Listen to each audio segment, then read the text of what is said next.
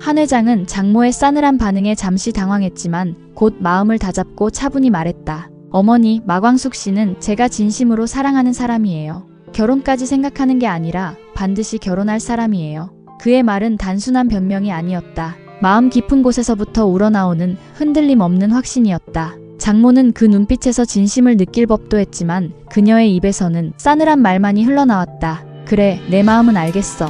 하지만 난 이 결혼 절대 찬성 못하겠구나. 그녀의 말은 마치 돌처럼 단단했고 차가웠다. 마치 눈보라가 지나간 자리에 남겨진 얼음처럼 그 자리는 갑작스레 쓸쓸함으로 가득 찼다. 장모는 천천히 일어나 조용히 자리를 떠났다. 그 뒷모습은 분명히 흔들리고 있었지만 등을 돌린 채로는 더 이상 어떤 감정도 읽을 수 없었다. 그날 밤 한 회장은 마광숙에게 메시지를 보냈다. 짧고 강렬한 문장이었다. 나만 믿어요. 어떤 벽이 앞을 막아도 내가 부술게요. 그는 그녀가 이 말을 읽으며 조금이나마 마음을 놓기를 바랐다. 마광숙은 그 메시지를 몇 번이고 곱씹었다. 핸드폰을 바라보며 아무 말도 하지 못한 채 긴 숨을 들이쉬었다. 그녀는 한동안 아무 말 없이 소파에 앉아 있었고 결국 조용히 자리에서 일어나 방으로 들어갔다. 그녀의 방 안 한쪽 벽에는 작고 소중한 사진 한 장이 걸려 있었다.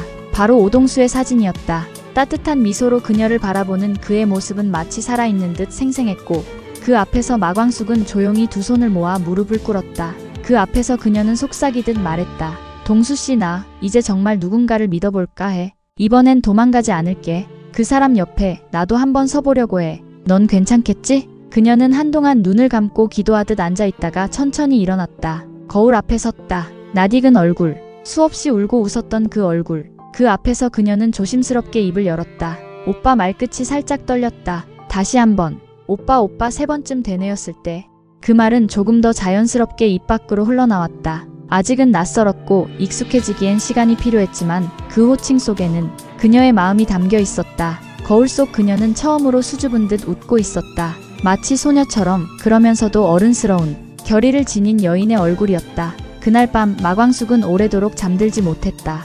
그녀는 이불 속에서 한 회장의 메시지를 다시 확인하고 또 확인했다. 마음속에서 무언가가 요동치고 있었다. 그건 두려움도 아니고 설렘만도 아니었다. 그것은 각오였다. 사랑을 선택한 여자의 무언의 맹세였다. 다음 날 마광숙은 어머니와 아침을 먹던 중 조심스레 입을 열었다. 부엌에 앉아 나무를 다듬고 있던 어머니는 딸의 달라진 분위기를 금세 눈치챘다. 엄마, 나 이 사람하고 끝까지 가보려고 해. 그 사람 장모님은 아직 마음을 못 여셨지만 나 이번엔 지켜내고 싶어. 엄마처럼 누군가를 끝까지 믿어보고 싶어. 어머니는 칼질을 멈추고 조용히 딸을 바라보았다. 긴 눈맞춤 뒤 그녀는 조용히 고개를 끄덕였다. 그 마음, 그 사람도 알겠지. 흔들리지 말고 너 자신만 믿어. 넌 그럴 수 있는 사람이야. 그 말에 마광숙은 왈칵 눈물을 삼키며 고개를 끄덕였다. 그제야 진짜 마음의 중심이 잡히는 듯했다. 그녀는 조용히 이 말을 어머니 어깨에 기대고 조용히 말했다. 고마워요, 엄마. 그 시각 독고세리는 자신의 출생의 비밀을 알게 되며 충격에 빠졌다. 자신이 오광수의 여동생이라는 사실은 지금껏 당연하게 여겨왔던 모든 가족의 기준과 감정의 무게를 뒤흔들었다. 아무에게도 말하지 못한 채 방 안에 틀어박힌 세리는 한참 동안 창밖만 바라보았다. 지나간 시간들이 강수와 함께했던 수많은 장면들이 머릿속을 스쳐갔다. 예전엔 단지 좋은 사람이라 생각했던 강수의 사소한 행동들이 이제는 모두 다른 의미로 다가왔다. 늘 먼저 다가오고 다정하게 챙기고 때로는 무뚝뚝하게 툭 던진 말조차도 지금에 와선 너무나 따뜻한 오빠의 언어였다. 밤이 깊어갈수록 세리의 마음은 더 복잡해졌다. 혼자서 감당할 수 없는 감정의 무게에 결국 그녀는 용기를 내어 방을 나섰다. 집 마당 구석, 오래된 나무 벤치에 앉아 하늘을 바라보는 강수의 뒷모습이 보였다. 조용히 다가가 그의 옆에 앉은 세리는 한참을 말없이 시간을 보냈다. 그 침묵 속에서 감정이 고여 흐르듯 그녀는 조용히 입을 열었다. 이렇게 가까이 있었는데 왜 몰랐을까?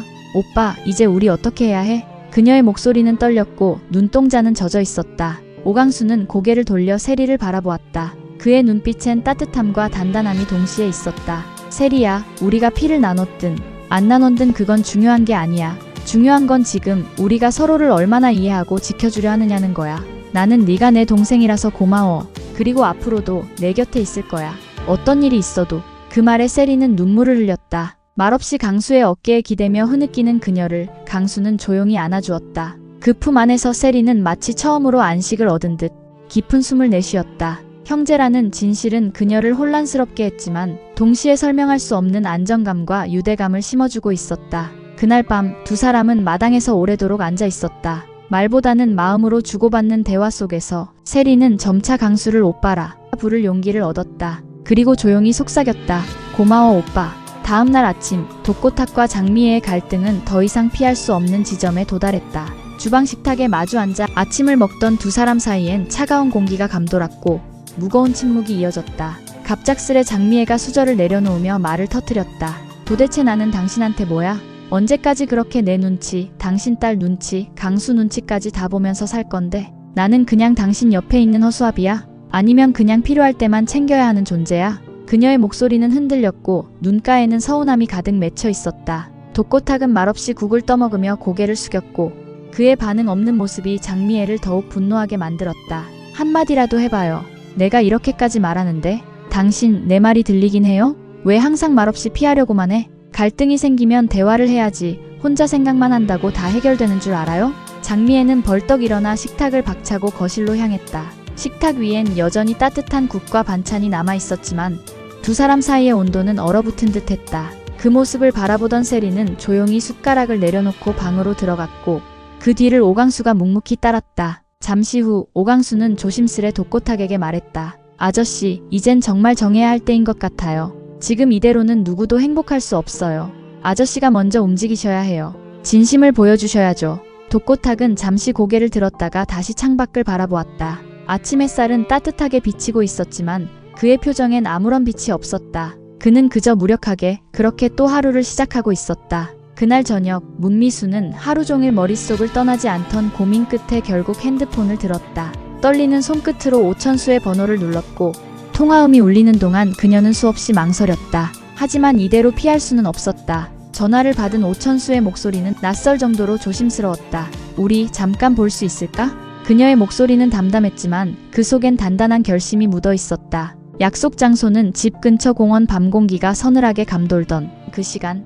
벤치에 먼저 앉아있던 문미순의 눈빛은 이전과 달랐다. 그녀는 기다리는 사람처럼, 아니 마침내 자신을 정면으로 마주할 준비가 된 사람처럼 앉아 있었다. 잠시 후 오천수가 조심스럽게 다가왔다. 어색한 침묵 속에 두 사람은 잠시 눈을 맞추었다. 오천수가 먼저 말을 꺼냈다. 미순아, 그날은 정말 미안했어. 아무런 감정도 없었어. 그저 책임감, 미련, 그런 복잡한 감정이었어. 너한텐 상처가 될 줄 몰랐어. 문미수는 조용히 그의 눈을 바라보았다. 천수야, 나는 우리 사이에 아직도 감정이 있다고 믿었어. 적어도 너도 나와 같은 마음일 거라고 착각했지.